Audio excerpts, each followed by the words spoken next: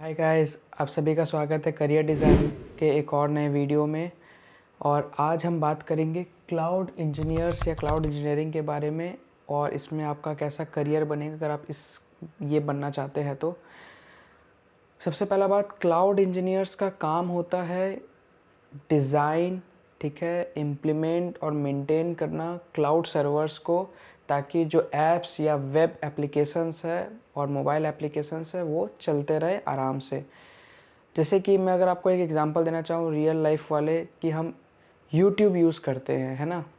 तो जब हम यूट्यूब यूज़ करते हैं तो क्या यूट्यूब में जो भी वीडियोस आपको दिखाए जाते हैं आपके फीड में, वो उसका सारा वीडियो क्या आपके फ़ोन में लोडेड है?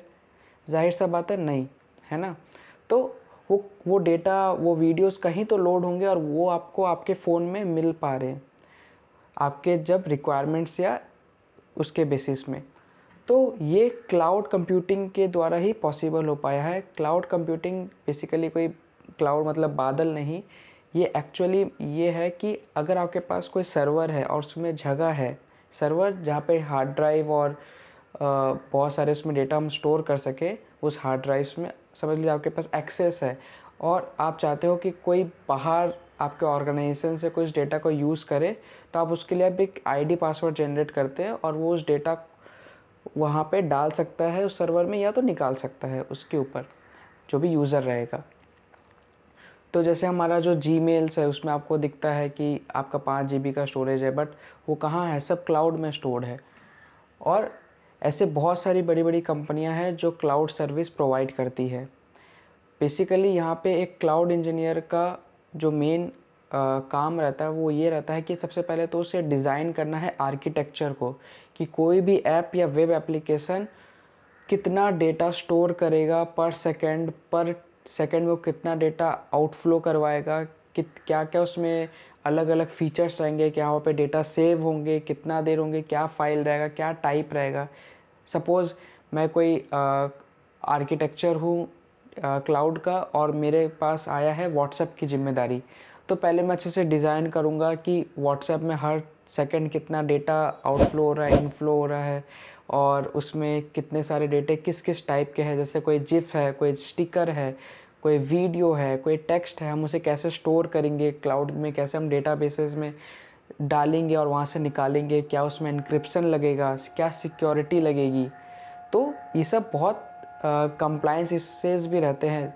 आपने सबसे पहले डिज़ाइन तो कर लिया कि अगर मेरा हॉटस्टार जैसा ऐप है या यूट्यूब जैसा ऐप है तो हम उसे कैसे उसमें डेटा का आदान प्रदान करेंगे, तो डिज़ाइनिंग तो हो गई। उसके बाद आता है इम्प्लीमेंटेशन। इम्प्लीमेंटेशन में हमें ये देखना पड़ता है कि हमें जो रिक्वायरमेंट्स है जो हमारे डेटा के लिए, ऐप के लिए, उसमें हमें क्या परचेज़ करना पड़ेगा या क्या रेंट में लेना पड़ेगा वो सर्वर्स को, तो जिससे हमारा कंप्यूटिंग पावर बढ़ जाए। समझ लिया आपको कोई रिसर्च करना है तो रिसर्च में आपको चाहिए 1 लाख टेराबाइट्स ऑफ डेटा। आपको कोई मशीन लर्निंग के ऊपर रिसर्च करना है, ठीक है, और आप वो अपने नॉर्मल पीसी में तो स्टोर नहीं कर सकते, ऑफकोर्स आप कोई बड़े डेटा सेंटर में स्टोर करेंगे, तो वहाँ से आप अपने लैपटॉप से आईडी पासवर्ड देके और रेंट का भाड़ा देके आप वहाँ से एक्सेस करा सकते हैं या कोई एल्गोरिदम रन करवा सकते हैं। तो डिज़ाइनिंग, इम्प्लीमेंटेशन, और इम्प्लीमेंटेशन में भी उन्हें देखना पड़ता है कि उनको इंफ्रास्ट्रक्चर लेवल वाइज करना है, ठीक है। उसका नाम इंफ्रास्ट्रक्चर एज ए सर्विस है, IaaS, या प्लेटफॉर्म लेवल पे करना है तो उसका नाम है PaaS, या फिर उनको मोबाइल लेवल पे करना है, ठीक है। ऐसे करके उसमें अलग अलग लेवल्स है क्लाउड कंप्यूटिंग में भी। और ये होने के बाद उन्हें बहुत सारा सिक्योरिटी कंप्लायंसेस भी कराने पड़ते हैं।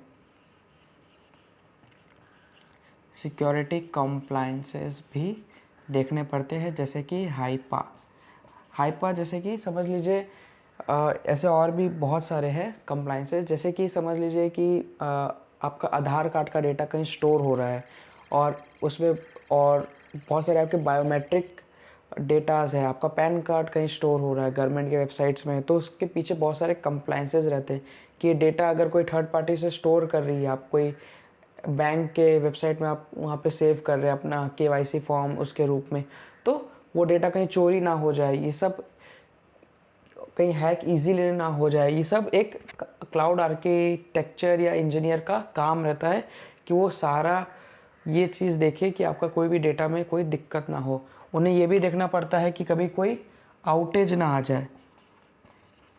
जैसे कि बहुत बार क्या होता है कि कहीं का डेटा सेंटर में आग लग जाती है या सर्वर उड़ जाता है या वहाँ पावर फॉल्ट हो जाता है, तो वो क्या करते हैं, ऑलरेडी आपका डेटा कहीं और सेव करके रखते हैं। समझ लीजिए गूगल मैप्स हम सब यूज़ करते हैं, तो कहीं ना कहीं अर्थक्वेक भी आते हैं, तो समझ लीजिए वहाँ उस कंट्री का डेटा सेंटर का अगर डेटा नष्ट हो गया तो वो ऑलरेडी कहीं और भी उसे कॉपी करके रखते हैं आर्काइव मोड में, कि कभी भी इमरजेंसी आया तो वो वहाँ से कॉपी पेस्ट करके आपको डेटा वापस से दे सके सीमलेसली, और कभी आपका डेटा लॉस ना हो।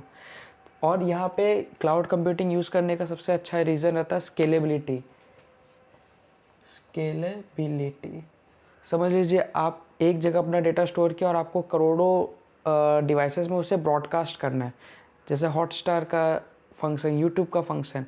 तो स्केलेबिलिटी प्रोवाइड करता है क्लाउड कंप्यूटिंग, और डिमांड के ऊपर भी चलता है। समझ लीजिए आप आज आपको 1 TB का ही दरकार है, तो आप उतना देर ही उस कंपनी का जो सर्वर है आप भाड़ा पे लिए। आपको 5 घंटा के लिए चाहिए, आपको रात को 12 बजे आपका फ्लैश सेल होने वाला है, ब्लैक फ्राइडे वाला, और उसमें आपको बहुत सारा डेटा चाहिए, बहुत सारा अप टाइम चाहिए आपके सर्वर्स का, तो आप उस हिसाब से भी वहाँ पे उस कंपनी जहाँ से कि AWS, GCP, ठीक है, अज्योर, इनका आप सर्वर्स ले सकते हैं। आपको आपके डिमांड्स, आपके रिक्वायरमेंट के हिसाब से आप उनसे रेंटल बेसिस में अप डाउन जैसा भी आपका कॉस्टिंग रहे आप उसे वैसे इम्प्लीमेंट करवा सकते हैं।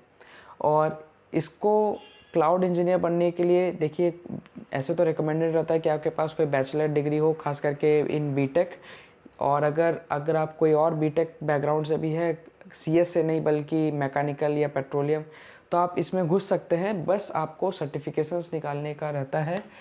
जैसे कि अगर आपको एज्योर का एग्ज़ाम देना है तो उसका सर्टिफिकेशन AZ-900 या ऐसे करके बहुत सारा अलग अलग लेवल है, 501 ऐसे करके उसका सर्टिफिकेशंस। ऐसे ही AWS या GCP या अज्योर ऐसे करके जितने भी क्लाउड कंप्यूटिंग प्रोवाइड करने वाले जो सर्विसेज कंपनीज़ है उनका आपको सर्टिफिकेशन निकालना पड़ता है। आपको उनका सिस्टम समझना पड़ता है कि वो वहाँ पे कैसे आप उनका सॉफ्टवेयर यूज़ करोगे, कैसे आप अपना खुद के क्लाइंट का डेटा या जिस कंपनी में काम करता है आप वहाँ स्टोर करेंगे, वहाँ से आप डुप्लीकेट करेंगे, स्केल करेंगे, और कैसे अपने आप कस्टमर्स को आप देंगे वहाँ से डेटा निकाल के। इसे आपको अच्छे से डिज़ाइन, प्लानिंग, इम्प्लीमेंटेशन करना पड़ता है। और इसकी आपने तो समझ ही लिया कि सर्टिफिकेशन करके आप इसमें बहुत ही आराम से घुस सकते हैं, और उसका लर्निंग कर्व 3 से 5 महीना, उसके बाद आप जब आर्किटेक्टर लेवल में जाएंगे तो 6 से 7 महीना ऐसा भी रह सकता है। और इसमें जो सैलरी का जो स्ट्रक्चर है वो अगर आप कोई एंट्री लेवल से स्टार्ट कर रहे हैं तो 5 लाख से भी स्टार्ट हो सकता है, और 25, 30, 35, 40 या 1 CR तक भी आप जा सकते हैं इंडिया में। और आउट ऑफ इंडिया तो बहुत अलग रेट है करेंसी एक्सचेंज के ऊपर। बट तो अब आप समझ ही सकते हैं कि एक क्लाउड कंप्यूट इंजीनियर का कितना ज़्यादा डिमांड है, और इसमें कितना अच्छा करियर ग्रोथ भी है। और आपको अगर और भी जानकारी चाहिए इससे रिलेटेड तो मैं उसे डिस्क्रिप्शन में ज़रूर से डालूँगा। जो भी मुझे आर्टिकल्स अच्छे लगेंगे आप उसे ज़रूर रीड करिएगा। और अगर आपको ये वीडियो अच्छा लगा हो तो उसे ज़रूर लाइक, सब्सक्राइब एंड शेयर करिएगा अमंग योर फ्रेंड्स। और मिलते हैं जल्द एक नए वीडियो में।